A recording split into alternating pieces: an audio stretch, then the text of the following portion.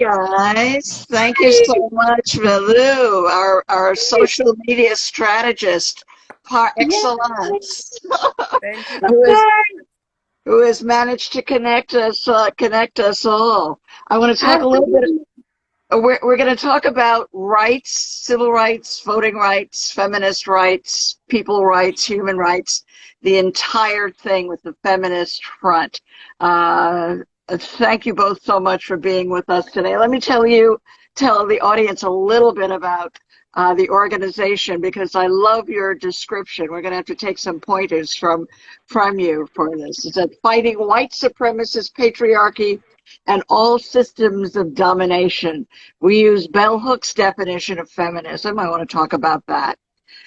You all are an intersectional feminist organization dedicated to including, but not limited to, patriarchy, transphobia, white supremacy, anti-blackness, and settler colonialism, using women, queer and trans of color, and of the global South against all of that. Hannah Song, who identifies Hello. as she, he, they, as an organizer and creative from LA. She serves as the culture chair of the Feminist Front. And of course, our dear friend Sophia Armen is an organizer, writer, born and raised in LA. She is the co-chair of the Feminist Front, a gender and racial justice youth organization. Thank you both so much for being with the ERA Coalition today. Thank you, Carol.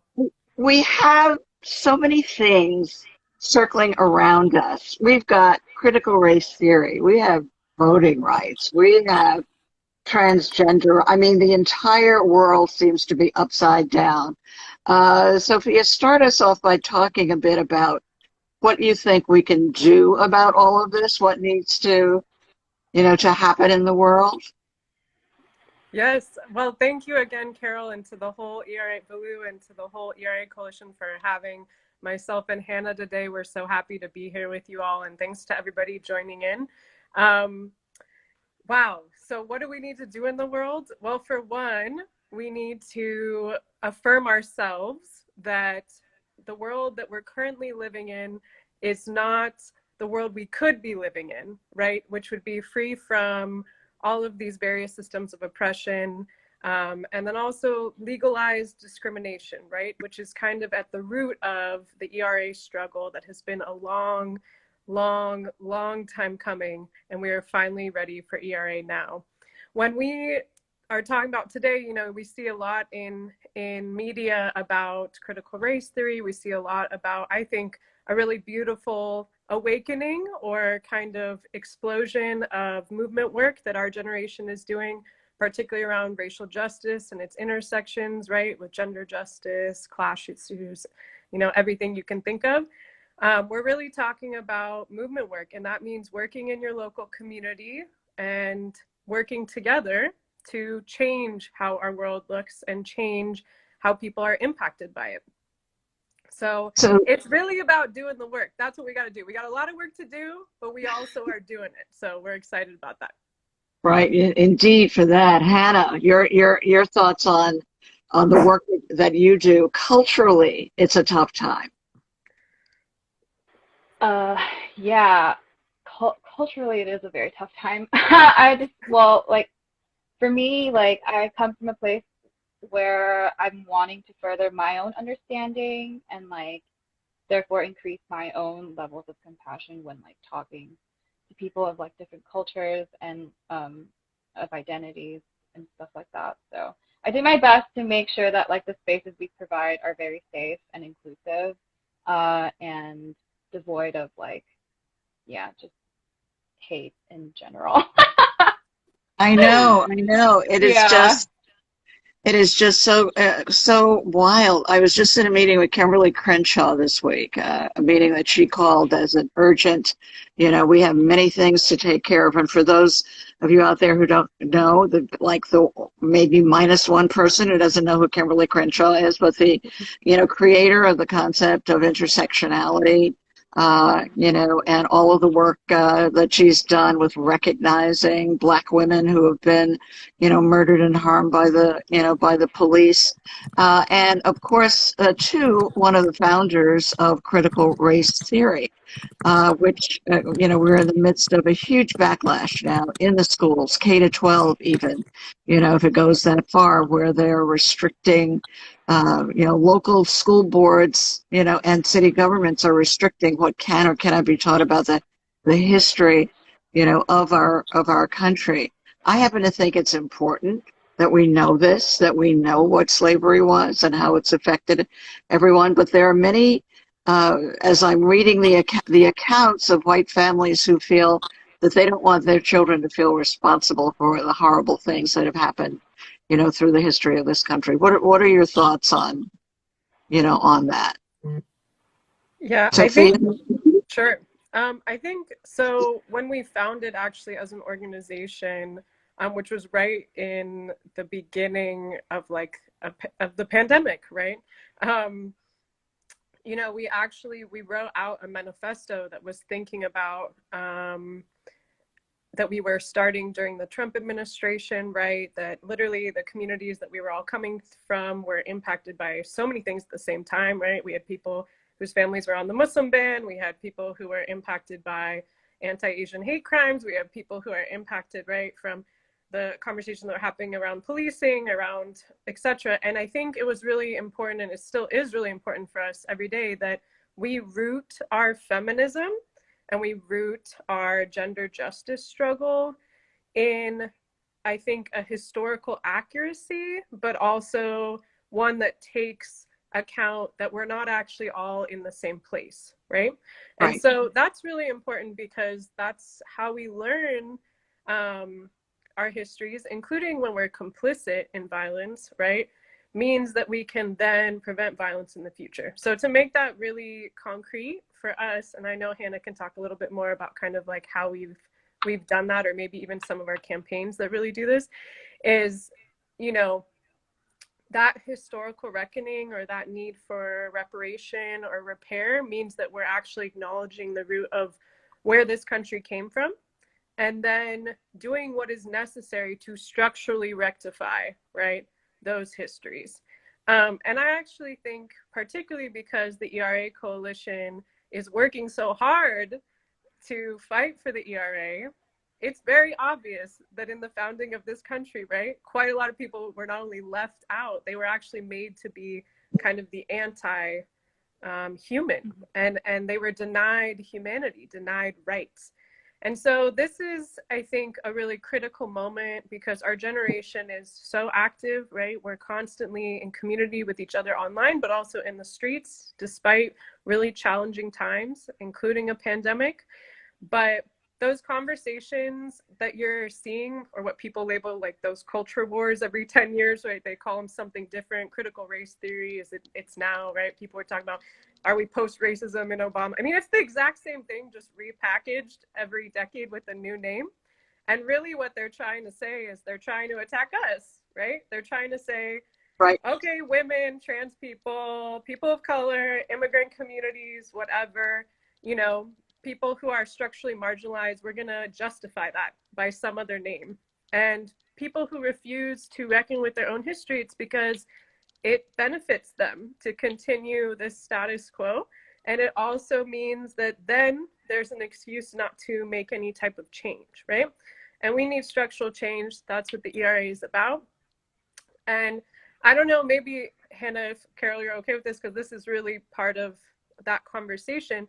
I think that's why we've provided like a very specific lens on the ERA that I think has been brought through by different feminists, particularly feminists of color, feminists of the global South, right, in the US over the kind of 100-year journey of the ERA.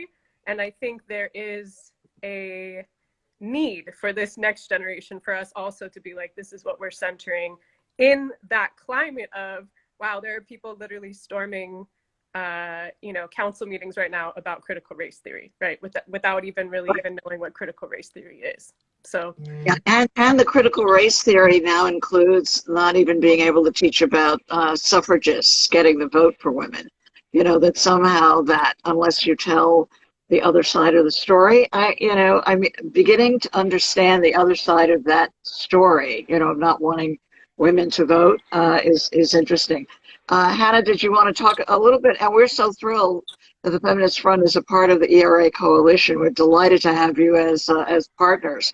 Talk to us a little bit about your programs and your campaigns and what you're doing. We know that we try to follow what you're creating. So, Oh yeah, some of our campaigns in the past that we've hosted and held, especially in the internet space last year, were Electoral Justice Now, which was about like voter outreach, phone banking, and targeting areas that were facing voter suppression, mainly in the South and like the Southwest. And then there's ERA Now, where we are working to have the Equal Rights Amendment ratified and become the 28th Amendment of the United States. right. And we're now, we've done bail fundraising with our event called Abolitionist Halloween, where we donated to the San Diego Bail Fund. We posted webinars on Black, Indigenous, and Palestinian feminism, and like discussing the intersectionality of those international and national struggles there. And now we're working also to like build a joint struggle for the movement with the Movement for Black Lives Breathe Act, where we can like divest taxpayer money from racist policies and invest in new approaches to community safety. Right, right. There are those who say that now that we have such a terrific effort for rolling back voting rights, that there really can be no daylight between the fight for the Equal Rights Amendment and the fight for the vote. Because if we don't have the vote, I think that our power is drastically taken away from us. Sophia, in terms of voting rights and stepping out in front on that issue. What are your thoughts? Yeah, I think we as an organization have understood that there is a very deep and long-standing history of trying to disenfranchise communities of color and young people, very particularly. And I think especially because our leadership is, quite a lot of youth of color organizers, right, who are impacted by various issues, there's a need to understand that we have to mobilize our community or these rights will be taken. They will be eroded, What's so frustrating is that unfortunately it seems like every generation has had to fight this fight, and that if we don't push it, then it quite literally the ball rolls down the hill and over us, So when we were in this last national election, we did nonpartisan outreach, as Hannah mentioned, right? We basically gathered a bunch of youth on Zoom calls, like hundreds and hundreds of young people, and we just said, we're gonna call people in, various states that are impacted particularly by voter suppression, whether those are voter ID laws constantly being put up, whether it's misinformation campaigns, which oftentimes can also be true. We really gathered like our collective grassroots power, all volunteers, and we all just jumped on these like 3 to 4 hour, oftentimes phone banks Right. with each other. We had really beautiful spaces that we created of community, especially thanks to people like Hannah and others in the organization, where we had music. And we were literally just calling phone banking because we understood too, inspired by the legacy of organizations like SNCC, right, the Student Nonviolent Coordinating Committee, that young people have a lot of power, and we're often told we don't, but we really, really do. We have that people power, even if we don't have the structural power, right, or the money, or the voices in Congress, or whatever. We have a lot of movement power. So we gathered all of our voices, and we have been trying to unite those voices to actually just reach out to our own communities. And we do need to make sure that when we do see legislative pushes that are against our right to vote, that we are aggressively pushing back against them. Because Right. we don't think about it when we're not in a big presidential campaign or whatever, but these election realities are happening every day. So there's a lot of really great organizations that do that on the ground all the time. We know voting rights is a feminist issue, just like it's a racial justice issue. And I think that's why Electoral Justice Now was so successful, was because I think a lot of young people, even though we didn't grow up in an era where voting rights was like our particularly emphasized issue, we Right. started to understand how much it impacts us and how obvious our leadership is when we don't get our voices in, who gets Right. represented. You know, I was just talking with a young woman who's working on changing the voting age to 16. What are your thoughts on that? Should you be able to vote at 16 instead of 18?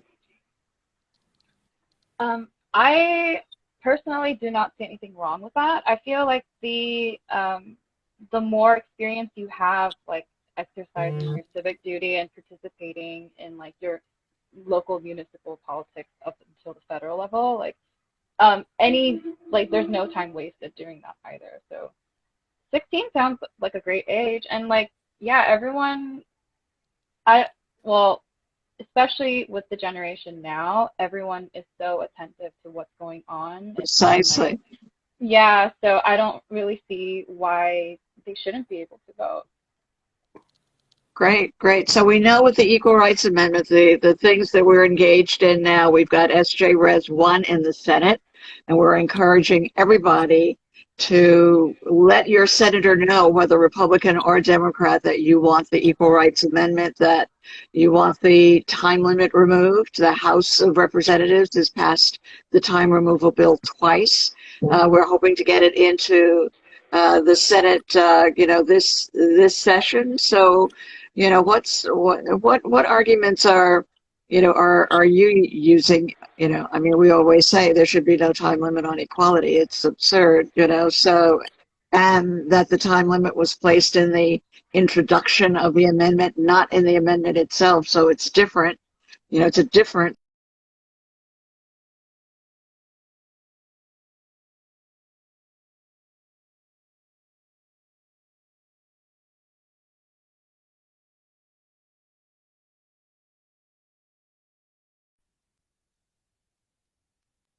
More. I think we are over it. I think it's very intentional that we called our campaign Call, which was basically targeted at young people and our racial justice communities, our racial justice organizations, to get involved in the ERA fight. ERA now, it's because we've been hearing every type of excuse for every generation, and it is just enough. And I say this because I think our generation, we understand as the FF, has to take a hold of this fight or it'll be taken from us. I mean, we really have to take ownership of it. And what's beautiful is that it is an intergenerational fight too. That's the best part, right? We can learn from the lessons of the past, the movement kind of, arguments, the movement issues, the way that people have expressed why the RA is important to them. But we also have to take it up as ours, because we'll be in these cycles of violence forever unless we get to the root of them in this country, right? And the way that we can get to the root of them in this country is by dealing with the very foundational law, the foundational document, right? Like the law of the land, which would impact every single scale of society. So the arguments we've been using, I think, are just about our lives. Like, we're impacted by these things, but also we're not going to wait anymore. I think the absolute problem that we see time and time again is that they come up with any excuse possible in the book, and it doesn't matter how well you organize, how well you present yourself, how eloquent or not, whatever, right? It's kind of a consistent gaslighting, especially for women in this country, about why gender is not in the Constitution. And so our ERA now is that response to that. It's that resistance to that. It's to say, no, not later, not 3,000 XYZ, why this doesn't work, not 5,000 legal questions. No, if you want to do it, if you want to prioritize, right, that people of various genders are full human beings in this country, that they deserve full protections, right, then you would make it happen.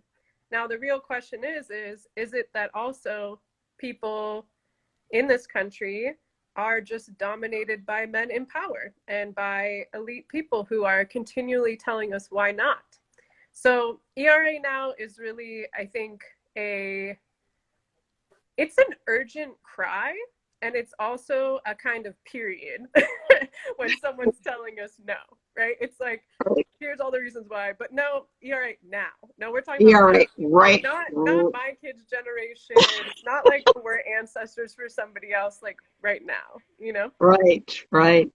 Bedlu, any questions or comments, or for our feminist friends, and what, by the way, is the bell hooks definition of feminism?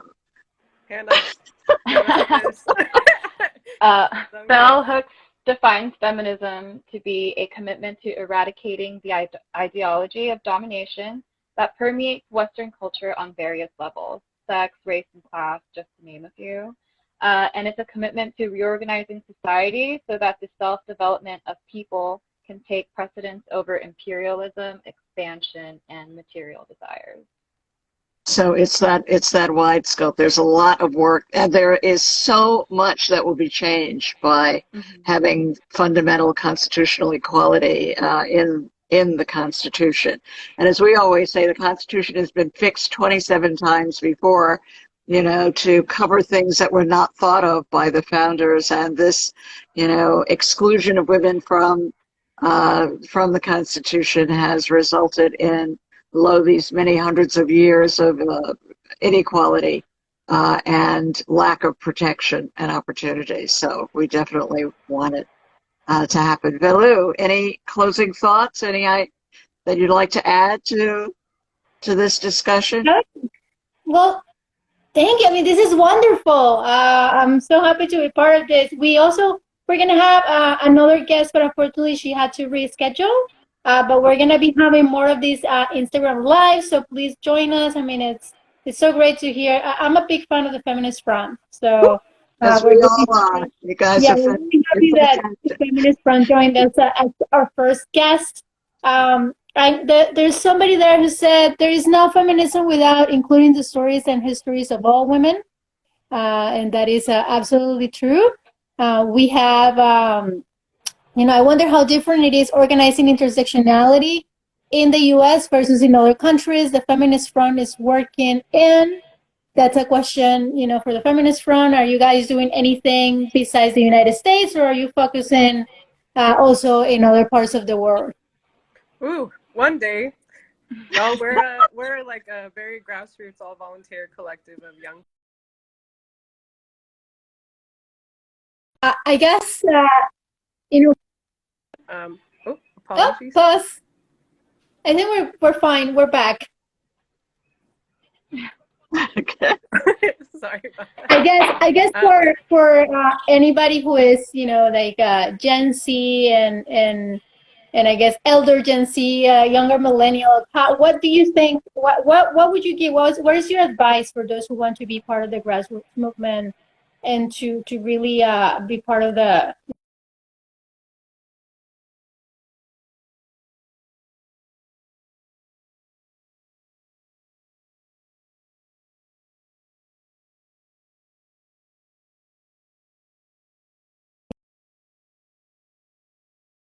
Short. So I think the question was about Gen Z and then kind of transnational feminism, maybe.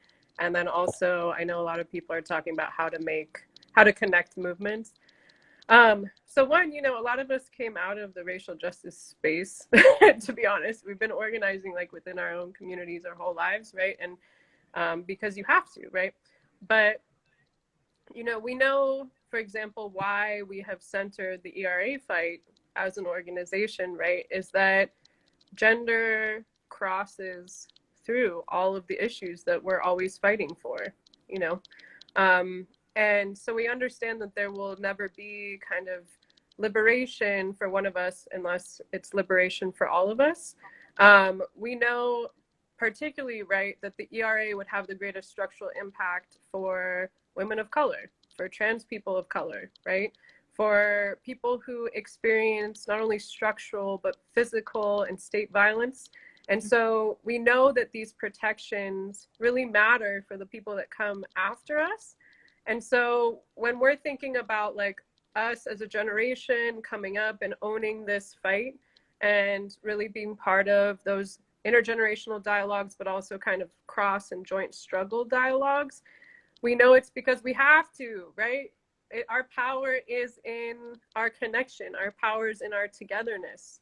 You know, we don't have the resources. We don't have a big fund. We don't have, we don't have, I'm not the president. Hannah's not the president. She is in my mind, but we have the ability, we have people power. And so, the second that we can understand that our greatest asset, our greatest, skills, that they're all around us, then we know we can actually make real change. And especially for Gen Z and millennials, I laugh because I'm like definitely a millennial, and I know Hannah is too, but we got Gen Zers in here too. I think the truth is that also feminism at various times gets demonized in different ways, right? There's ways that we are alienated from gender justice on purpose by the forces that try to keep gender injustice going. And so we have to be really vigilant because, this is not about just like what's sexy or trending or whatever the hell, right? Like we have to fight this fight because it really matters and because people are facing very real violence, whether it's partner to police violence. I mean, these are very real things. So right. Gen Z, the action call is like, come join us, you're welcome here. You're welcome here. And just know whatever you got, whoever you are, like we're happy to build with you and come looking to learn, and we all learn from each other. So that's a really beautiful thing. And I don't know, Hannah has like probably some better final action calls because I know you have closing words for us, Hannah. Yeah. Well, I was just going to say, come join us. Like there's always something you can do to help, and like the only thing that's in the way of us and the ERA, of course, is the Senate. So everyone take the time to contact your senators to pass SJR1 so that the ERA can be ratified and finalized.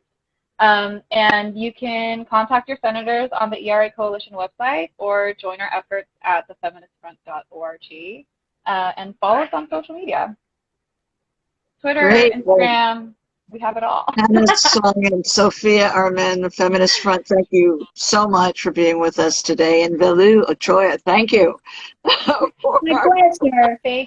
For coordinating us. And thanks everybody out there for watching. We'll see you at the next one. We'll let you know. We have a whole bunch of them August and September on Instagram. Thank you so much for having us. Oh, our pleasure. Thank you all so much.